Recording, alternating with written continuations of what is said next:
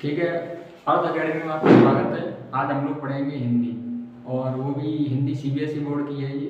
और उसमें हम लोग पहला पाठ पढ़ेंगे, और पाठ का नाम है सूरदास के पद। ये पहला पाठ है, उसका पहला ही पद्य है। तो हम लोग इसकी आज व्याख्या समझेंगे।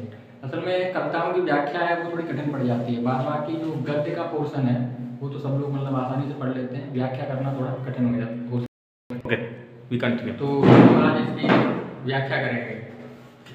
और इनके कवि का नाम है सूरदास। तो बहुत लोग सूरदास को सूर्यदास ही बोलते हैं, तो इनका असल में जो प्रोनाउंसिएशन है, अगर बोल के इनको बोला है तो इनको सूरदास बोलते हैं। और मैंने सूरदास को ही शॉर्ट फॉर्म में सूर लिख दिया है, तो सूर के पद या सूरदास के पद, तो कंफ्यूज नहीं होना इससे। तो ये हिंदी का सीबीएसई बोर्ड का पहला ही पद्य है। तो इसमें सबसे पहले मैं थोड़ी भूमिका बता देता हूँ। इसमें क्या है कि श्री कृष्ण है वो मथुरा चले जाते हैं गोपियों को छोड़ के। तो फिर गोपियाँ उनके प्रेम में पागल थी, तो उनके लिए थोड़ी परेशान रहती हैं। फिर जब वहाँ पर रह के वो उदो के हाथों संदेशा भिजवाते हैं वहाँ से। तो उदो के हाथों वो अपना वहाँ से संदेश भेजते हैं। संदेश है क्या है, वो योग संदेश है। उसमें गोपियाँ जो प्रेम में पागल थी उनसे भी वो कहते हैं कि तुम ये प्रेम वगैरह छोड़ दो, और ऐसा नहीं, आई कॉन्टेक्ट ऐसे नहीं है तो बोल कर ले रहे हो। तो श्री कृष्ण वहाँ से संदेशा भेजते हैं। उस संदेशा क्या है, एक तरीके से योग संदेश है। और उसमें उद्धव के हाथों उन्होंने भेजा है। उसमें ये कहा है कि जो गोपियाँ प्रेम में पागल हैं वो असल में उनके लिए पागल ना है, वो योग करें और यम नियम वगैरह। उस टाइम पे योग प्रचलित था, तो लोग दूसरों से मोह हटाने के लिए, या जैसे वो प्रेम करते हैं या एक तरीके से मोह हटाने के लिए योग करते थे। तो उन्होंने भी कहा कि गोपियाँ भी इसका अनुसरण करें, मतलब गोपियाँ भी इसका पालन करें और एक तरीके से कृष्ण को भूल जाए। तो उद्धव के हाथ में वो योग संदेश मतलब भिजवाते हैं। उसके बाद उद्धव आके गोपियों को ये संदेश सुनाते हैं। तो उसके बाद में गोपियों और उद्धव के बीच में जो बातें होती हैं वो सूरदास ने यहाँ पर लिखी हैं। तो वही हम लोगों को पढ़ना है। तो एक तरीके से गोपियाँ उद्धव को उलाहना देती हैं, उनसे व्यंग करती हैं। और व्यंग बड़ी एक तरीके से चुटीला व्यंग है। और सूरदास में के पद्यों में ये इतना पोर्शन है वो बहुत ही भावपूर्ण माना जाता है, और सबसे अच्छा पोर्शन ही बताया जाता है, जिसमें गोपियाँ व्यंग में उद्धव को एक तरीके से उलाहना दे रही हैं वो चीज़। तो इसमें गोपियाँ कहती हैं उद्धव से, वो हम लोग पढ़ेंगे। उद्धव तुम हो अति बड़े भागी। गोपियाँ कहती हैं हे उद्धव तुम बहुत बड़ भागी, यानी कि बड़े भाग्यशाली हो, बड़े भाग्यशाली हो। कि उद्धव तुम बहुत भाग्यशाली हो। क्यों भाग्यशाली हो? कि अपरस रहत स्नेह तगाते नाहिन मन अनुरागी। कि तुम स्नेह, स्नेह यानी कि स्नेह, और तगा यानी कि धागा, कि तुम स्नेह के धागे से हमेशा दूर रहे, यानी कि तुम कृष्ण के पास रहे लेकिन फिर भी तुम उनसे दूर रहे। तुम स्नेह के धागे से दूर रहे, नाहिन मन अनुरागी, और तुम्हारा मन कभी अनुराग में नहीं पड़ा, यानी कि तुम कृष्ण के पास रहे लेकिन तुमने कभी कृष्ण से प्रेम नहीं किया। नाहिन मन अनुरागी, तुम्हारा मन उनके अनुराग में नहीं पड़ा, इसीलिए तुम बड़े भाग्यशाली हो। उद्धव तुम हो अति बड़े भागी, कि वो उद्धव तुम बहुत भाग्यशाली हो, क्योंकि अपरस रहत स्नेह तगात है, कि तुम स्नेह के धागे से यानी प्रेम से तुम हमेशा दूर रहे हो। और नाहिन मन अनुरागी, तुम्हारा मन कभी प्रेम में नहीं पड़ा है। पुरैन पात रहत जल भीतर। पुरैन पात यानी कि कमल का पत्ता। पुरैन पात को बोलते हैं कमल का पत्ता, कमल का पत्ता। कि पुरैन पात रहत जल भीतर, जिस प्रकार कमल का पत्ता जल के भीतर रहता है और उसमें जल की बूंद नहीं लगती। कमल का पत्ता ऐसा होता है कि जैसे उसको पानी में अगर डुबा दो, उसके बाद उसको बाहर निकालो, तो उसमें भी पानी बिल्कुल चिपकता नहीं है, कि बूंद उसकी चिपकेगी नहीं, वो ऐसा लगेगा एकदम सूखा सूखा सा।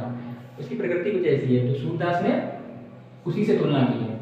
पुरैन पात रहत जल भीतर, जिस प्रकार कमल का पत्ता जल के भीतर रहता है, तारस देना त्यागी, और जल के भीतर रह के उस पर पानी की बूंद नहीं लगती, उसी प्रकार तुम कृष्ण के पास तो रहे लेकिन तुमने उनसे प्रेम नहीं किया, या उनके प्रेम ने जो बिल्कुल भी आकर्षित नहीं किया। तारस देना त्यागी, उसी प्रकार तुमने अपना शरीर कृष्ण के प्रेम में डुबोया नहीं। जिस प्रकार कमल के पत्ते पर जल की बूंद नहीं लगती है, उसी प्रकार तुम्हारे शरीर में कृष्ण का प्रेम बिल्कुल भी नहीं लगा, तुम उनके प्रेम में बिल्कुल नहीं पड़े हो। ये उपमा दी गई है, जैसे कमल का पत्ते से उनके प्रेम की उपमा दी गई है, रस दे, ये इस तरीके से तुलना की गई है।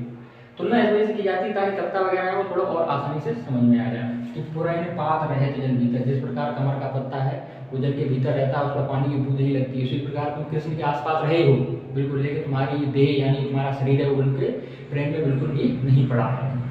ज्यों जल वहाँ तेल की गागर, और जिस प्रकार तेल की गागर को पानी में अगर छोड़ दिया जाए, बूंद न ताको लागी, उस पर पानी की, सब लोग जानते हैं कि तेल, पानी में अगर तेल की एक बूंद डाल दिया तो पानी और तेल की बूंद आपस में मिलते नहीं है। ये थोड़ी केमिस्ट्री की बात है, रिएक्शन उसमें होता नहीं है। तो वही चीज़ है यहाँ पर कि ज्यों जल वहाँ तेल की गागर, अगर तेल की भरी हुई गागर जल के भीतर छोड़ दी जाए तो उसमें पानी नहीं लगता है, बूंद न ताको लागी, और उसमें बूंद चिपकेगी नहीं। उसी प्रकार तुम कृष्ण के आसपास रहे हो लेकिन उनके प्रेम में नहीं पड़े हो। जिस प्रकार पानी और तेल आपस में नहीं चिपकते, उसी प्रकार तुम और कृष्ण का जो प्रेम है वो आपस में नहीं मिलेंगे। यानी कि तुम कृष्ण के पास रहते हुए उनसे दूर रहे हो या उनके प्रेम में तुम नहीं पड़े हो, इस वजह से तुम हमारी बात नहीं समझ पा रहे हो।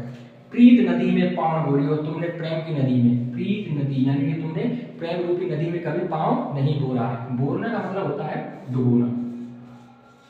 ये भाषा है वो ब्रज है, ये ब्रज भाषा में पूरा सब कुछ कहा गया है। तो ब्रज भाषा में डुबोने को बोरना बोलते हैं। ये इधर आगरा साइड की भाषा है, सूरदास उधरी के रहने वाले थे, इस वजह से उन्होंने इस भाषा में लिखा है कि प्रीत नदी में पाँव न बोरिए, तुमने कभी प्रेम की नदी में पाँव डुबोया नहीं है। दृष्टि न रूप पर आई, और तुम्हारी दृष्टि यानी कि तुम्हारी जो आंखें हैं वो किसी के रूप में एक तरीके से मोहित नहीं हुई है, यानी कि तुम्हें कोई अभी तक अच्छा नहीं लगा, यानी कृष्ण तुम्हें अच्छे नहीं लगे, तुम उनके अंदर आसपास रहे हो लेकिन तुम तुम्हारी दृष्टि उनके रूप में यानी उनकी शक्ल में, उनकी शक्ल तुम्हें अच्छी नहीं लगी है, उनके प्रेम में तुम्हारी दृष्टि नहीं पड़ी है।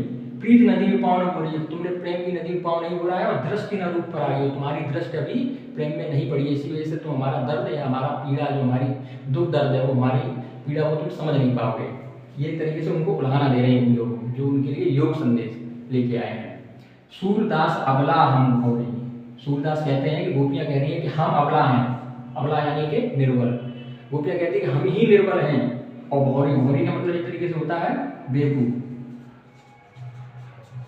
कि हम ही बेवकूफ हैं जो कृष्ण के प्रेम में पड़ी हो, हम अबला यानी कि निर्बल हैं। कि सूरदास अबला हम हो रही, हम ही बेवकूफ और हम ही निर्बल हैं। गुड़ चाटी जो लागी, जिस प्रकार चीटी है, चीटी गुड़ में जिस प्रकार लग जाती है, हम भी कृष्ण के प्रेम में उसी प्रकार लग गए। यहाँ तुलना गुड़ और चीटी से की गई है।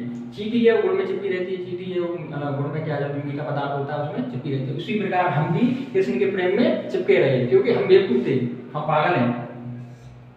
सूरदास अबला हम हो रही, हम ही पागल थी जो कृष्ण के प्रेम में चीटी की तरह, जिस प्रकार चीटी गुड़ से चिपक जाती है उस प्रकार हम भी चिपक गई। लेकिन तुम उनके आसपास रहते हुए भी तुम्हारा उनसे लगाव नहीं हुआ, तुम बहुत भाग्यशाली यानी कि बड़ भाग्य हो। तो पूरे पद्य में यही बताया गया, एक तरीके से उनको उदाहरण दिया गया, तुम उनके आसपास भी रहे फिर भी तुम उनके प्रेम में नहीं पड़े हो, हम उनके प्रेम में पड़ गए और इसी वजह से हमको ये पीड़ा सहनी पड़ रही है।